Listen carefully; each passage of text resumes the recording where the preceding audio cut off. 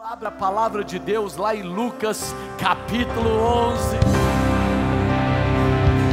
Aleluia, glória a Deus. Aconteceu que, estando ele a orar num certo lugar, diga, orando, certo lugar. O que ele estava fazendo? Orando, num lugar específico. Quando acabou, lhe disse um dos seus discípulos: Senhor, ensina-nos a orar. Levante as mãos, fala: Deus, meu Senhor, eu quero, como os apóstolos aprenderam, eu quero aprender a orar. Quantos querem aprender a orar? Fale com Ele então, fale com Ele. Você não sabe as experiências que estão reservadas. Fala: Deus, me ensina, Espírito Santo, me ensina a orar. Me ensina, Senhor, nessa noite, que eu receba chaves para aprender a orar. Quantos podem dizer amém? Glória a Deus, pode sentar. Não orar é esquecer de Deus. Oração, meu amado, é algo que está ligado a nós. Se nós olharmos todas as culturas, nós vemos o homem conversando com um ser mais poderoso, porque nós temos necessidade do espiritual. Infelizmente, a maioria hoje dos cristãos pensam que sabem orar, mas não tem resposta nas suas orações, porque não oram de acordo com a palavra de Deus. Deus, Ele responde na terra a vontade dEle. A Bíblia fala: seja feito o quê? A tua vontade. Diga, a vontade de Deus. Oração, meu amado, é a resposta de Deus para as suas necessidades. E hoje eu quero que você capture isso, que você vai sair daqui como um guerreiro de oração, se você quiser. As coisas nunca mais ficarão paradas na tua frente. Vai haver movimento, portas vão se abrir, oportunidades vão chegar, céu vai estar sendo derramado sobre ti. Ah, meu amado, respostas estão chegando para você. Amém. Isso, pode glorificar a Deus. Oração, ela é importante sim. O profeta Samuel, em 1 Samuel 12, 23, ele diz o seguinte: não orar pelo povo de Deus é como se estivesse pecando contra Deus. Imagina o nível desse juiz. Jesus, ele deixou claro lá em Lucas 18:1, que nós temos que orar sempre. Ei, Jesus disse: orar sempre sem desanimar. Eu quero dizer que se Jesus disse, você pode. Fale para alguém: se Jesus disse, você pode.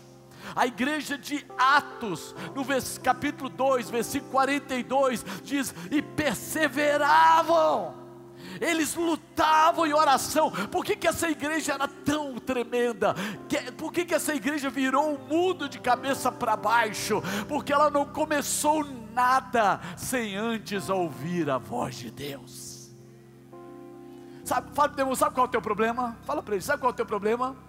É querer ouvir a voz de Deus depois que você começa. Você vai ouvir a voz de Deus agora antes de começar, antes de fechar o negócio, antes de dar um passo. Você vai ouvir a voz do Senhor, você vai ter a convicção, e você vai lançar, meu amado, a sua decisão em lugar frutífero. Aleluias. Paulo, ele falou em diversos momentos, lá em Tessalonicenses, ele diz: orai continuamente sem cessar. Ou seja, ele está dizendo, a nossa vida tem que ser um altar. Querido, se você quer uma vida cristã poderosa, não é a roupa, não é a tua profissão, não é o tanto de informação que você tem, mas é a sua intimidade com Deus. Diga: intimidade com Deus.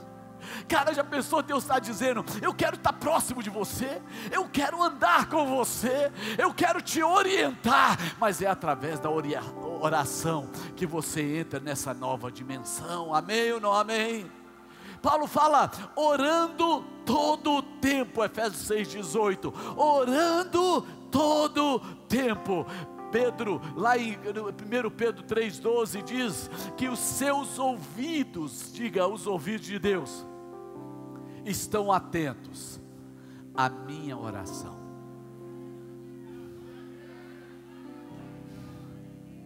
Ei, diga, sabe, muitas vezes a gente quer ouvir profecias, nós queremos ouvir coisas, mas nós não queremos. Fala para o teu irmão, Deus quer te ouvir.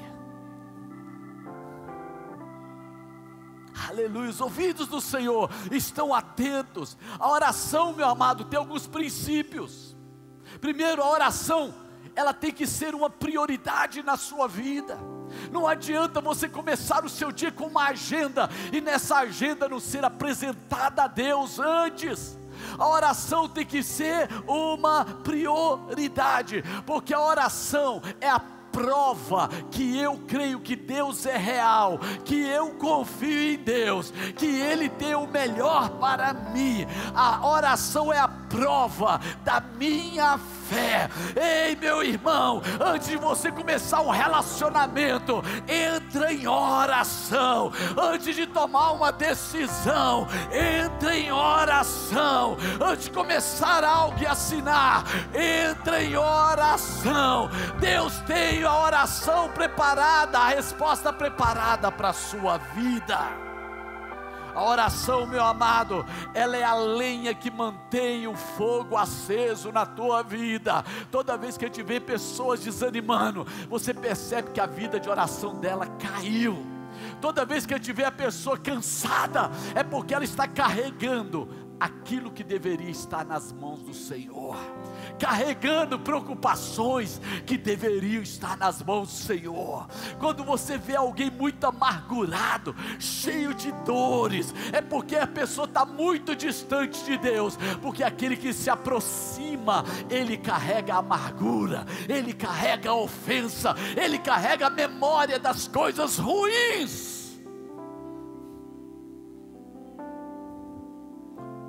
3 minutos perto de uma pessoa, eu sei se ela está na presença de Deus ou não. Diga, oração é uma prioridade. Deus começou esse relacionamento, Deus acendeu o fogo, mas nós mantemos o altar aceso. Você tem a responsabilidade, eu tenho a responsabilidade de manter o fogo aceso. Quantos vão acender uma fogueira e no mundo espiritual os demônios vão olhar e vão falar o que está acontecendo? Aquelas são pessoas incendiadas, pessoas avivadas, pessoas acesas. Ei, meu irmão, levanta a mão em nome de Jesus. A Bíblia fala, levantai as mãos santas, aleluia. Diga glória a Deus, diga aleluia, amém. Mas a oração também, ela tem que ter horários. Deus é um Deus de agenda. A vida é construída de agendas, e nós temos que aprender a ter agendas.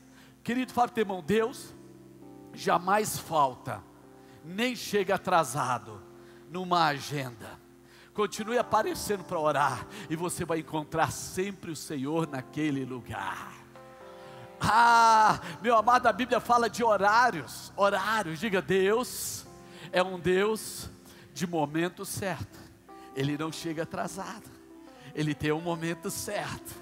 E qual é o momento certo? É quando a gente segue certos princípios. Por exemplo, lá em 1 Reis 18:36, a Bíblia mostra que existem horários do sacrifício.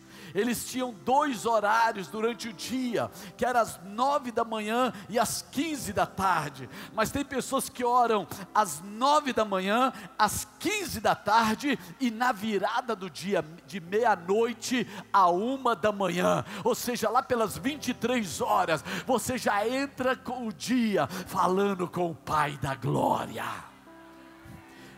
Tem outros que gostam de orar de madrugada, mas o interessante aqui, 1 Reis, mostra que na hora do sacrifício da tarde, às 3 horas da tarde, caiu fogo do céu, e derramou, e consumiu o sacrifício. Eu quero declarar, meu amado, que o teu dia será marcado com o fogo de Deus.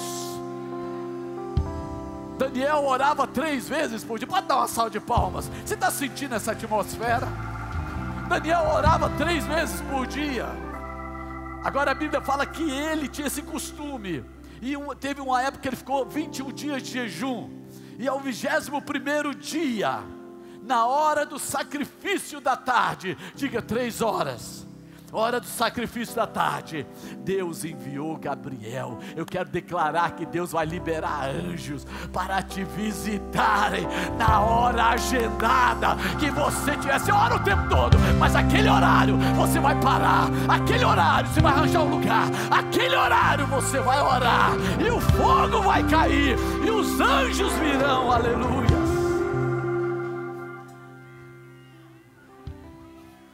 Glória, lá atrás, dá glória a Deus, dá uma salva de palmas.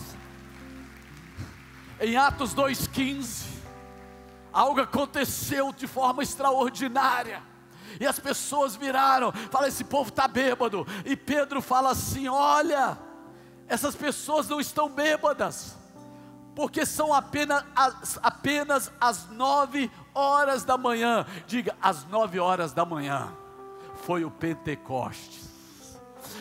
O vento entrou no cenáculo, e as línguas de fogo pousaram na hora do sacrifício da manhã, e todos foram cheios do Espírito Santo. Eu quero liberar um dia que você vai começar com a chama sobre você.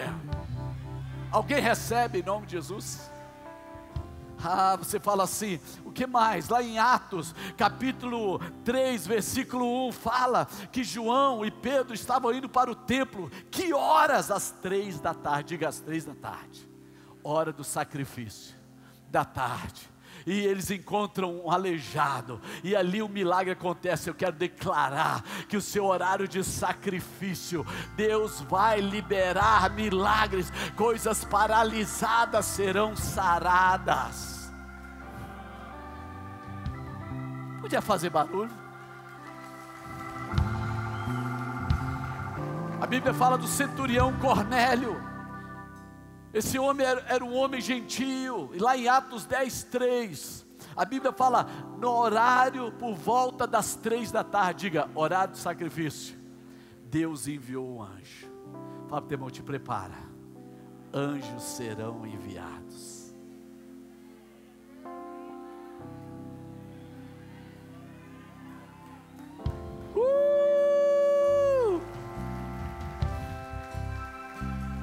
Outra coisa, você tem que ter horário, você tem que ter a prioridade, e você tem que criar lugares onde a atmosfera seja um lugar, um cantinho na sua casa, debaixo de uma árvore, no jardim, na montanha.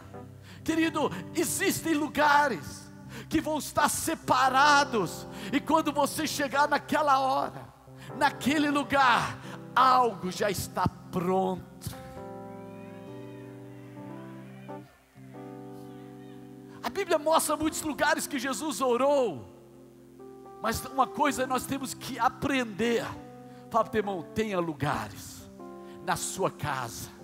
Naquele lugar você vai ungir, você vai santificar, você vai falar, aqui é lugar do trono de Deus. Eu ouvi falar de um grande empresário, e ele fez uma sala na empresa dele, e ele colocou um trono lá, e ele disse, isso aqui é um lugar onde o Senhor se assenta na minha empresa. E esse homem ia sempre orar naquele lugar, antes de tomar decisões. Meu irmão, Deus vai te mostrar aquele lugar no seu trabalho, aquele aquele lugar na sua casa, aquele lugar, sabe, quando você estiver de férias, você vai chegar lá naquela praia, naquele estado, naquela cidade, e vai falar: Deus, eu quero um lugar de oração aqui neste lugar, e vai derramar óleo, e vai falar: enquanto eu estiver aqui, esse será um lugar de oração, aleluias. Aleluia, sabe, mas aí existe um nível, e aí que as pessoas erram. As pessoas, quando estabelecem uma verdade em detrimento a outra verdade, porque as pessoas dizem: eu gosto de orar sozinho, eu me sinto bem orando sozinho. A oração pessoal, ela é essencial, mas a oração coletiva também é essencial. Você está ouvindo? Diga: oração coletiva. Em Atos 2:4 mostra que a experiência do Pentecostes não foi uma experiência pessoal, mas perseveravam em oração. Ei, diga: perseveravam em oração. Existe um nível espiritual quando você ora, mas existe outro nível espiritual quando a igreja levanta as mãos juntas e começa a orar. É desse jeito, olha, levanta a mão, querido, levanta a mão, sério mesmo, levante a mão. Eu quero declarar que o nível de libertação, o nível de intimidade, o nível de poder está sendo desatado na sua vida. Existem coisas que só acontecem, dê uma salva de palmas, na oração coletiva, porque quando oramos juntos, milagres acontecem. O sobrenatural, digo, sobrenatural entra em ação. Quantos têm coisas presas na sua vida?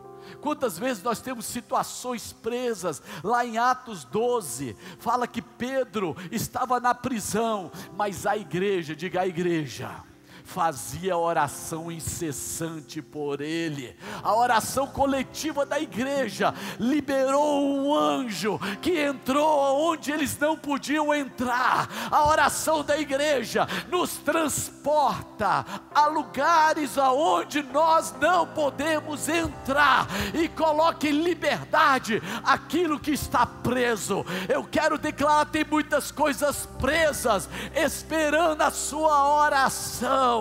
Levante a tua voz agora, fala: Deus, libera os teus anjos nas prisões da injustiça. Pode ser melhor. Um anjo é liberado através das orações, amarras são quebradas. A oração da igreja é tão tremenda que a Bíblia fala: olha, se tiver alguém pecado, leva os presbíteros da igreja, ou seja, leva os pastores da igreja, e eles orarão por ele, ungindo com óleo. E se ele houver cometido pecados, olha só como é tremendo, a oração dos presbíteros irá liberar perdão. Existem níveis que só acontece no coletivo.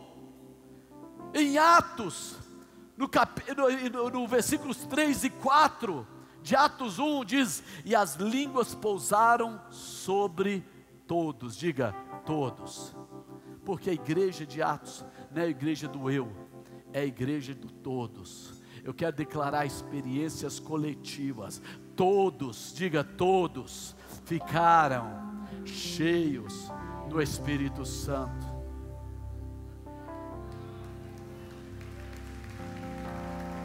Isso aqui é a palavra de Deus. Isso é a palavra de Deus. Em Atos 1,14 diz: todos, diga todos, perseveravam unânimes nas orações com as mulheres e Maria, mãe de Jesus, e com os irmãos dele. Irmãos, sabe, estava lá Maria, estavam os irmãos de Jesus, que Maria tinha dado à luz, e eles estavam, o quê? Orando. Diga, orando. Você está entendendo? O que, sabe, Satanás, Ele não quer que você tenha essa experiência coletiva.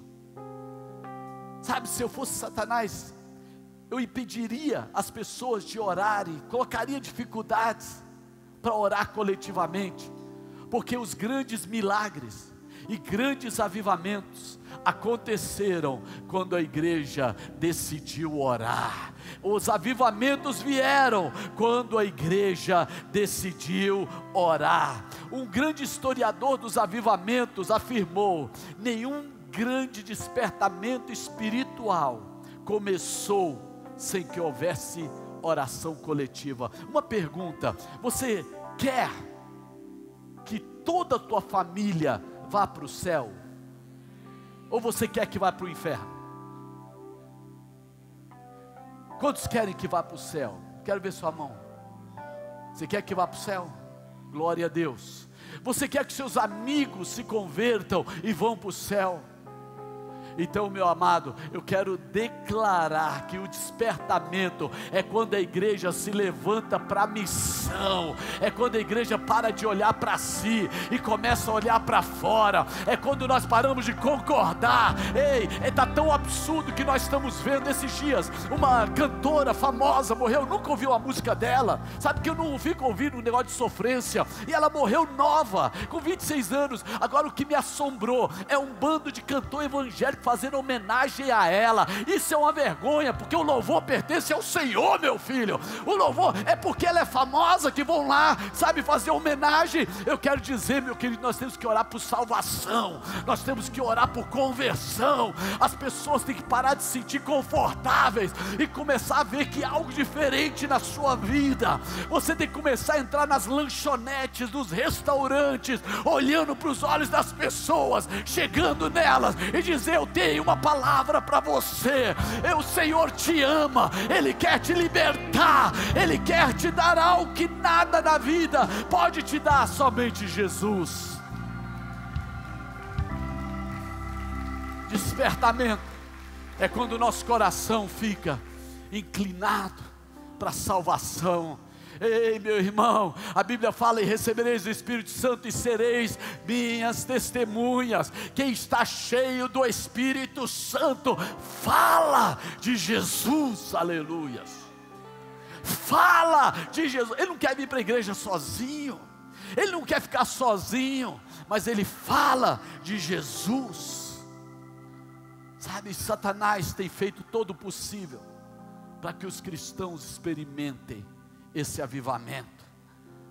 O autor Jenny Getz, em seu livro Orando Uns pelos Outros, diz: há mais referências no livro de Atos e nas epístolas à oração coletiva do que a oração individual, porque a igreja de Atos não é a igreja do eu ou meu, mas é a igreja do nós e nosso. É a igreja que olha para o céu e quer trazer o céu para a terra. É a igreja que ama os perdidos e quer ver eles salvos. É a igreja da festa das águas, onde nós batizaremos milhares de pessoas, porque a igreja vai para a rua ganhar pessoas para o Senhor, aleluias. Sabe? Então nós temos que ter lugar, temos que ter hora, temos que aprender, meu amado, a oração coletiva, ter a prioridade. Mas existe um padrão, e nesses próximos 10 minutos, eu quero te despertar, para que você receba hoje um mapa. Levante as mãos e fala: Deus, me entrega o teu esboço de oração. Senhor, entrega o teu esboço. Eu quero aprender a orar.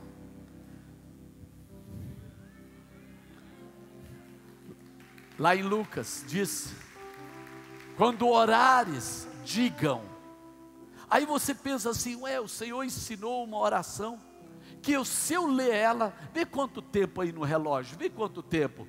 Pai nosso que estás nos céus, santificado seja o teu nome, venha a nós o teu reino, seja feita a tua vontade, aqui na terra como no céu. O pão nosso de cada dia dá-nos hoje, perdoa as nossas dívidas, assim como nós temos perdoado os nossos devedores. Não nos deixe cair em tentação, mas livra-nos do mal, porque teu é o reino, o poder e a glória. Quanto tempo? 25 segundos. Será que Jesus ensinou algo para ser repetido?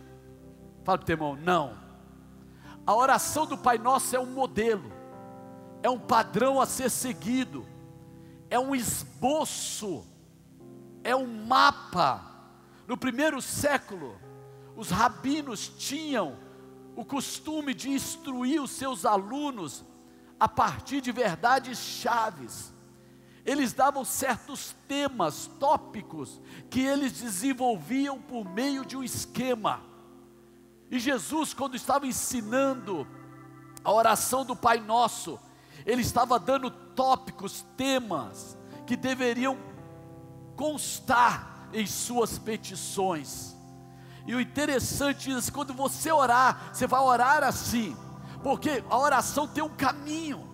Brad Young, que escreveu The Jewish Background, The Lord's Prayer, o contexto judaico para o Pai Nosso, ele diz nos manuscritos antigos que existem longas orações escritas pelos cristãos primitivos, que tem como base o Pai Nosso, e cuja a leitura dura cerca de 1 hora. Jesus, ele chegou para os discípulos e disseram, nem 1 hora, vocês podem orar comigo? Então, meu amado, em Atos 1,14 diz, todos perseveravam em oração. Mas Brad Young, no texto grego, ele fala que está escrito assim, em oração, mas todos perseveravam unidos na oração. Diga, na oração. Qual oração? A oração que Jesus ensinou. E quando a gente entra no Pai Nosso, Ele começa falando do relacionamento. Ele mostra quem é você quando você chega. Você não é qualquer coisa, você é filho de Deus. Ei, eu vou repetir, você é filho de Deus. E logo depois, ele fala das prioridades. Mas quando ele fala, eu sou filho de Deus, e ele me mostra, sabe, como usar o nome de Deus. Quando eu falo de Jeová Tsidequeno, Jeová Rafá, Jeová Kadesh, Jeová Roi, querido, mostra o Deus que opera em diversas áreas da nossa vida. Mas se você não lembrar nada disso, lembre-se do nome de Jesus, aleluia. Glória a Deus. Então ele fala diversas áreas, por exemplo, ele fala de prioridades, o que deve vir primeiro na minha vida? Senhor, venha o teu reino, sabe, seja tua vontade seja feita na minha vida, na minha família, na igreja, na minha pátria, no meu trabalho, seja a tua vontade. Na oração do Pai Nosso fala de provisão material. Levante a mão, meu amado. Deus já tem preparado o dia de amanhã para você. Deus já tem preparado a provisão. Ei, mesmo que você não tenha, Deus vai te entregar peixes, que na boca deles terá provisão que você precisa para pagar todas as suas contas. Amém ou não amém? Sabe, mas para isso eu tenho que me alinhar. Senhor, a Bíblia mostra como o princípio, o padrão de receber, e o padrão de receber é a fidelidade, é o estar alinhado, é o estar, não adianta, quem aqui tem problema financeiro? Então, querido, muitas vezes, a gente está precisando, não de uma solução econômica, mas uma solução espiritual, uma solução espiritual. E aqui, quando nós começamos a entrar no Pai Nosso, nós começamos a alinhar o nosso coração. E você começa a memorizar versículos que falam sobre provisão, sobre prosperidade, e o medo começa a sair de você, e você começa a focar não no seu medo, mas naquilo que Deus vai abrir, nas janelas que Ele vai abrir, na provisão que Ele vai trazer, na intervenção que Ele fará. Você não andará preocupado, você, independente de tudo, você não negociará o tempo de Deus. E a maior prova que muitos não confiam em Deus é porque acham que servir a Deus vai atrapalhar ele na carreira ou na empresa. Pois eu quero dizer que tua prosperidade está no altar. A prosperidade está no altar. E fala de relacionamentos, fala sobre perdoar, fala de entender a natureza do Evangelho, que não é acusar, não é destruir. Querido, é o Evangelho que eu dou a graça que eu recebi, eu dou aquilo que eu recebi de Deus. Meu amado, fala de relacionamento com pessoas, perdoa as nossas dívidas. E assim como ele começa em louvor, ele fala também em poder. Ele mostra que Deus pode te guardar, você, a sua casa e a sua família, contra todos os ataques de Satanás. Ei, não veio tentação que não fosse humana, mas fiel é Deus, que não deixará, mas liberará o escape. A Bíblia fala, não me deixe cair na mão de Satanás. Eu quero declarar, em nome de Jesus, que nenhum de vocês cairão na mão de Satanás. Amém.